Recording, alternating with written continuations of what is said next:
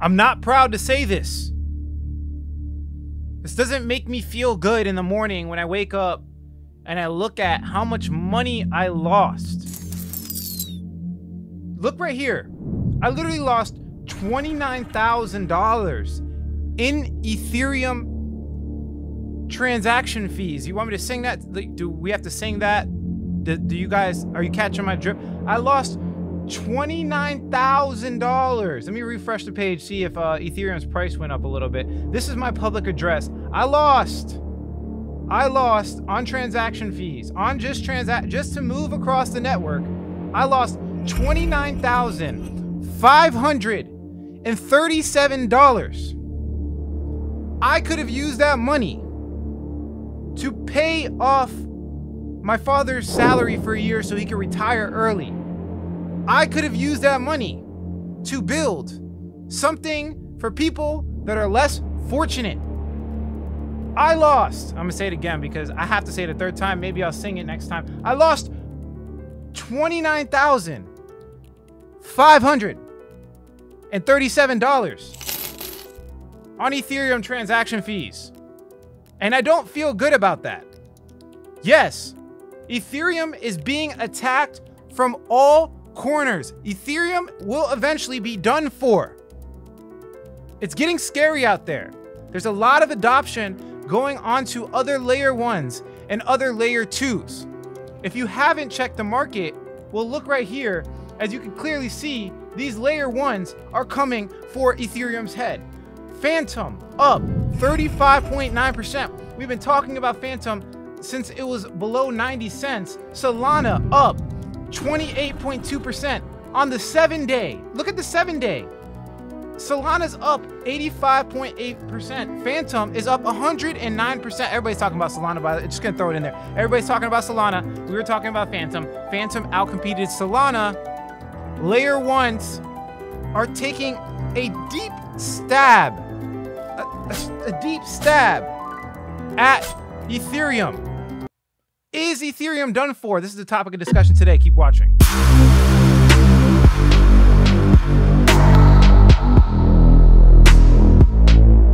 What's going on, everybody? Alex back with another video. Today we're going to be doing a compare and contrast of other layer 1s in comparison to Ethereum. Is Ethereum actually done for in the future? Obviously right now it's not done for. Ethereum is still popular, but as you can see from the coin market cap, the market capitalization of Ethereum is only $31 billion in comparison to Cardano's $6.9 or $7 billion, however you want to round it. Now, if we do a combination of Cardano, Binance Smart Chain, Solana, and a couple of others, well, their market caps are actually bigger than Ethereum's.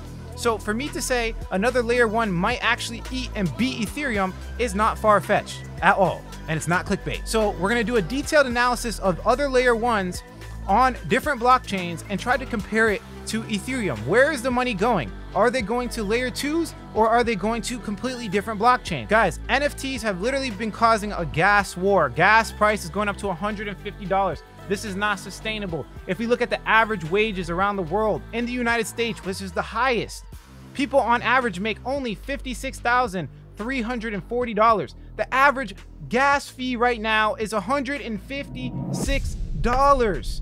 It does not make sense. It doesn't make sense. This has to stop. The average person can't afford Ethereum. The average person cannot buy an NFT for $500 and pay a $200 gas fee, right? It doesn't make sense. The vast majority of the trades I do are on decentralized exchanges. I spend $200.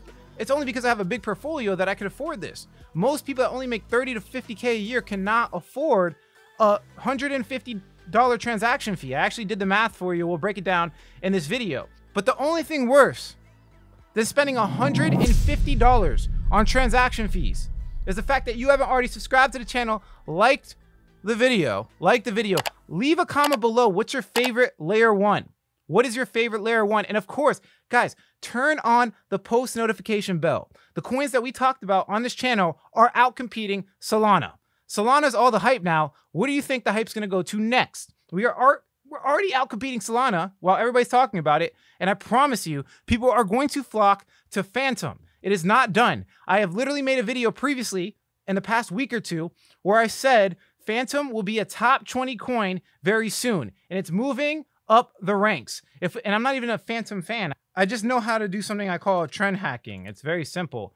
If we look at Phantom, right? I called it top 20 when it was at 70. It's at 40 now. Ethereum's way too expensive. I'm going to go into some details about that. Also, one more announcement, guys. I'm starting a podcast. I'm looking for successful business owners. We're diving into, the thoughts, the trials and tribulations of successful business owners. If you are a successful, I said successful 3 times because it's important.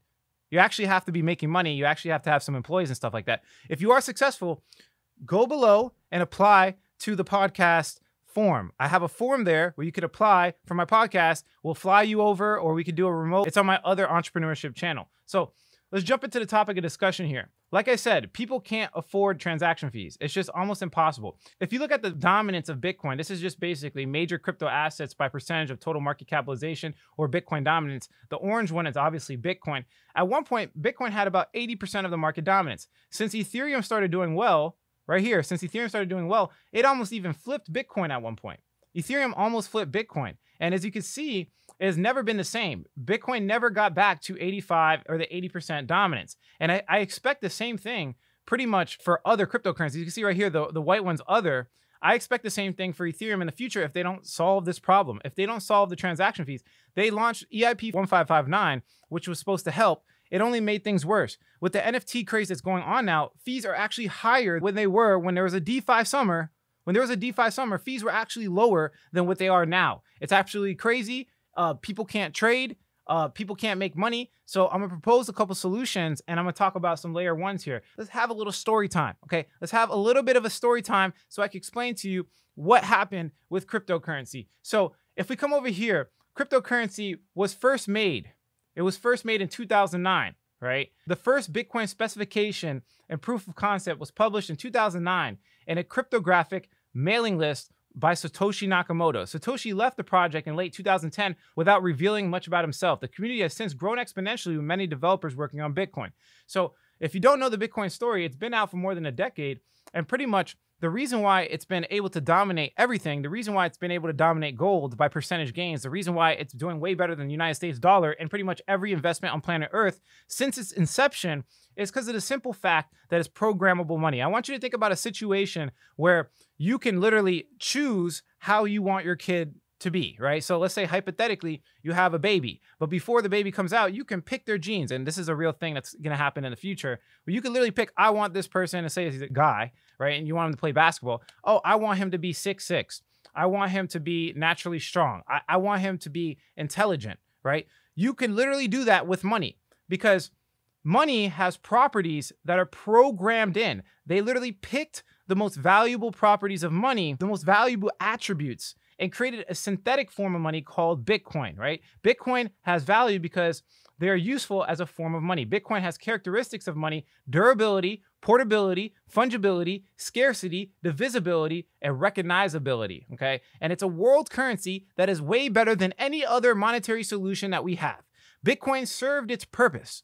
It is the best form of money to the point where we have adoption in a country in the past couple of days. Literally, we had a country accept it as a legal form of tender. I want you to really think about that, because El Salvador now says that their currency in their country is Bitcoin. If that doesn't add legitness to this argument here, I don't know what does, right? People that have called, I remember when I was first getting in, people were calling Bitcoin a Ponzi scheme. There was these old guys that were calling Bitcoin a Ponzi scheme. A country has adopted it as legal tender. End of discussion. Bitcoin is clearly a superior form of money and is getting more adoption than the internet did before the internet was where it's at today. We are getting more adoption of cryptocurrencies than the internet did years ago. Think about that. Think about that. Now, the point I'm trying to make here is back in the day, there was other forms of money. There was a lot of people use seashells, they use rocks. In some cases, they would use food, weapons, cattle. There was always a medium of transfer, because if you wanted something that somebody else had, you had to trade something for it, right? To the point where even the word salary comes from salt. Salary is a word devised from salt because salt was so popular, right? In Roman times and throughout the Middle Ages, salt was a valuable commodity, also referred to as white gold. This high demand for salt was due to its important use in preserving foods, especially meat and fish. So the point I'm trying to make here is there's been all types of money all over the world. We had rocks, we had weapons, we had gold, we had silver, we had seashells, we had all types of different money. But every single time, it was usually a natural resource. It was something natural, something that we can't control. We cannot control gold. We don't know if we're going to find a gold reserve somewhere on Earth, or, we don't know if we can mine gold on a planet or something like that, right? The only thing artificial was cash. But cash, up until the Bretton Woods Agreement in America, cash has always been backed by gold, a natural resource, right? When the Bretton Woods Agreement came out, okay, which is basically a bill passed to stop backing the United States dollar by gold, this is when things got out of hand. And this is why the cash has been losing so much money in comparison to things like gold and commodity. This is why, right now, monetary inflation exists. This is why you might lose 10 to 12% of your money this year without you even knowing it. You might lose the purchasing power, 10 to 12% of your money this year, and you don't even know, right? They don't even tell you these things. Now, the point I'm trying to make here is that Bitcoin was created and programmed with the greatest properties that we have ever seen before. Like I said before, we have durability. It's durable. Nobody can break a Bitcoin, right? You can't literally break a Bitcoin. You have to hack the whole entire network to hack Bitcoin. Portability. It's more portable than anything on Earth. Imagine trying to take $1 million worth of gold across a border. Fungibility. 1 Bitcoin equals 1 Bitcoin. Regardless of what other people say, it always equals 1 Bitcoin. As long as, that remains true, exchanges are going to sell it for the exact price, on all exchanges. Scarcity. It is the most finite form of money. Gold has an inflation, and we don't know how much gold there is. Nobody can tell you how much gold. I can tell you that there's only 21 million Bitcoin because it's actually programmed in. Divisibility, it's divisible by 100 million decimal places or 100 million Satoshis. You can divide that thing into infinity. Like, there's so many smaller elements, it's more divisible than a cent. You could divide a Bitcoin more than you can a cent. It's more divisible than cash. And recognizability, basically, it's a world currency. It's all over the world. Right? It's all over the world. So what they did, just like this gene pool with your kid, right? They basically created the perfect human, or they created the perfect form of money. They created the perfect form of money. And this was all great until we saw high transaction fees. And then the argument came. The big argument came. Is Bitcoin actually a form of money? Is it something we can go buy a coffee with? Because as you can see here in 2017, 2018, and I experienced this for myself. One time I put in a transaction and it took 2 days to go through. Bitcoin transaction fees got all the way up to $54. How could you buy a cup of coffee when the transaction fee is $54? Well, you don't. That's the point. Bitcoin is a store of value. This is its intended purpose. It's meant to help you exit the monetary system. Chase 2 rabbits, catch none. Bitcoin is not trying to be a form of money. It's trying to be a standard in which people can adopt and therefore create forms of money off of it. Insert Ethereum. Ethereum's actually programmable money. You could have things like stablecoins that use Bitcoin as collateral or even ETH as collateral and create cash, okay? And buy things for $1 or $2 or a cup of coffee. You could buy things, with a couple of dollars on Ethereum, right? But the transaction fees are going through the same problem right now on Ethereum, right? So let me just go through this one more time. Bitcoin has superior properties as money. The only thing that's lacking is the fact that it has high transaction fees. It's okay because they created Ethereum as a program that you can wrap Bitcoin with. And on that, you should be able to have lower transaction fees, but you use the store of value that is Bitcoin as the way to accumulate wealth, right? As the collateral, okay? And this is kind of the argument that Ethereum had. And Ethereum came out July 30th, 2015 by this young guy, this young genius called Vitalik Buterin. Vitalik Buterin created this as programmable money. You could do things like decentralized finance. You could do things like NFTs, right? The store of wealth remained Bitcoin, but Ethereum generated a large market cap because of the simple fact that you could just do so much more with it, right? You could do so much more with Ethereum. Now, the big argument with Ethereum that everybody says, right, because there's other programmable monies as well, like Cardano. There's other programmable monies like Binance Smart Chain. There's so many others. The reason why Ethereum has always kept its dominance and why people continue to believe that regardless of the transaction fees, it's going to continue to keep its dominance is for these reasons right here. McAfee's law of network effects. Okay, so that basically means that as more people adopt cryptocurrencies, the more utility each user derives from the network. Ultimately, the result is a proportionately higher network value. Okay, here's more reasons. Security effect. Systems that are more widely adopted derive their consensus from a larger consensus group, making them more difficult to attack. So there's more security because more people have just adopted Ethereum. So people assume that more people are going to jump on because of the security, right? The payment system network effect. Payment systems that are accepted by more merchants are more attractive to consumers, and payment systems that are used by more customers are more attractive to merchants. So basically, if you have 5 friends and they're all using Cash App, the chances of you using Cash App are way higher than you using PayPal because all your friends are using Cash App, right? And the store, the 5 stores that you shop at, if they use Cash App, well, you're probably going to accept Cash App as well. You're not going to use PayPal, right? So we have another network effect, which is the integration network effect. Third-party platforms will be more willing to integrate with a platform that's widely adopted, and the greater number of these tools will make the platform easier to use. This is 100% true. I use DeFi right now. I tried to use DeFi on Phantom. It's so much harder to use DeFi on different layer ones. It's just simply true. They don't have block explorers. They don't have charts. They don't have tracking. They don't have portfolio managers. They don't have any software, right? And the ecosystem needs to be built out. So Ethereum already has a huge ecosystem already built, right? Zerion, all these tools that we talk about on the channel. So yes, integration network effect is the thing for Ethereum. This is a big argument for Ethereum, right? Then we have the size stability effect. Currencies with larger market cap tend to be more stable, and more established cryptocurrencies are seen as more likely to remain a non-zero value far into the future. More stability equals more adoption. Then we have market depth effect. Larger cryptocurrencies have higher market depth on exchanges, allowing users to convert larger quantities of funds in and out of the currency without taking a hit on the market price. Very true. Very true. Whales can get into Ethereum way easier than they can get into a Phantom.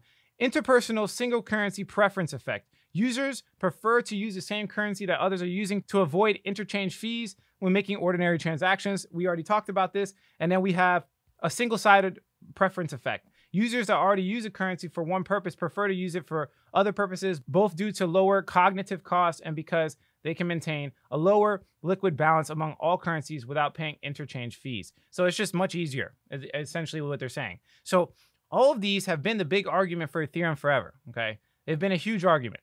But let me tell you something that might kill all of that. This is very real, okay? If you look at Ethereum transaction costs, it's way more expensive than Bitcoin. And this is, like we said, the reason why Ethereum is flourishing right now is because Bitcoin was never able to be used to buy a cup of coffee. Right now, transaction fees hover around $69. And like even today, it's about $150. Especially through this NFT craze, it's been consistently above $100. So let's say hypothetically, we have a $40 transaction fee on average, even though I know it's way higher right now, and it's probably going to be way higher in the future. Let's say $40 transaction fee, okay? Like I said, the highest income in the world, on average, is $56,340 in the United States, okay? So let's do math for the United States. If we take a calculator, right, and let's say hypothetically we make one transaction a day at $40. One transaction a day at $40 equals about $14,600. As you can see right there, 365 days times 40. Very simple, okay? If we use a percentage calculator and we do exactly how much fees the average person is going to pay on Ethereum in proportion to their salary, they're giving up almost 26% of their salary to transaction fees. Let me ask you a question. Does that make sense? Does it make sense that somebody's going to give up 25% of their yearly salary to pay for Ethereum GIFs, NFTs, and shitcoins? Does that make sense to you? It does not make sense. The only people in Ethereum that are actually making money are whales. The only people in Ethereum that are actually doing something are people with large accounts like mine and, you know, big investors that can afford these fees. Guys, when I make a trade, it's usually with like $10,000 to $20,000. Okay, that's usually what it is. So for me to pay a $150 transaction fee, it's a wash. It makes sense for me.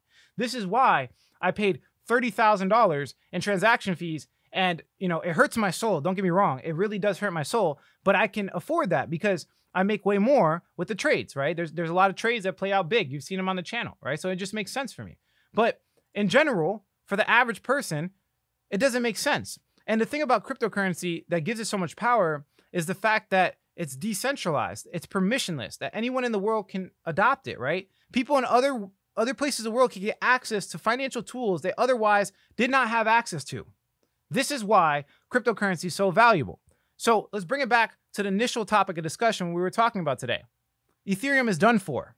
The reason why I say that is because people are migrating. As more people are educated in the world with cryptocurrency, we see a massive shift to other protocols. If we look at Ethereum's unique address chart, you can see right here that we have about 168 million people on Ethereum. It has been around the longest as a layer 1, guys. It's been around so long, and we see that changing. Polygon, which is a layer 2 on Ethereum, which Polygon, by the way, is proof of stake layer 2 on Ethereum, is up to 57 million already. We're seeing adoptions of layer 2 all over. We're seeing adoptions with developers. We're seeing adoption with users, clearly. Okay. The only reason I don't think it's more is because of the simple fact that the user experience sucks. So as people get better and the user experience increases, I really think that this number is going to go up. If we look at Optimism, this just came out. They only have 46,000. They only have 46,000. So clearly people are not going to Optimism. Polygon is the #1 layer 2 solution. We're seeing adoption there pretty hefty. Okay. Now, if we look at other layer 1s, we look at ADA. Clearly, they're not getting that much adoption. Only 1.5 million unique accounts. Okay, so Cardano is coming out with smart contracts very soon. They already have 1.5 unique accounts. I think it's going to increase for sure. If we look at Binance, this is where it kind of gets more apparent.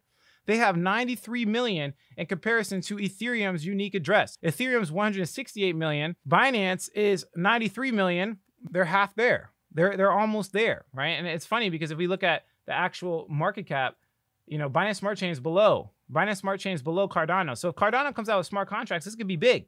This could be really big. We can get a lot more user adoption on Cardano than Binance Smart Chain because Binance Smart Chain is centralized, proof of authority. Somebody controls it, and everybody knows that. So people are waiting for Cardano for sure. Solana, it's not near Ethereum. They don't really have a chart that shows exactly every unique address, but you can see it's anywhere from like 5 to 10 million. You can clearly see right here that we have millions. We're in the millions of unique addresses, but it's not above 10 million.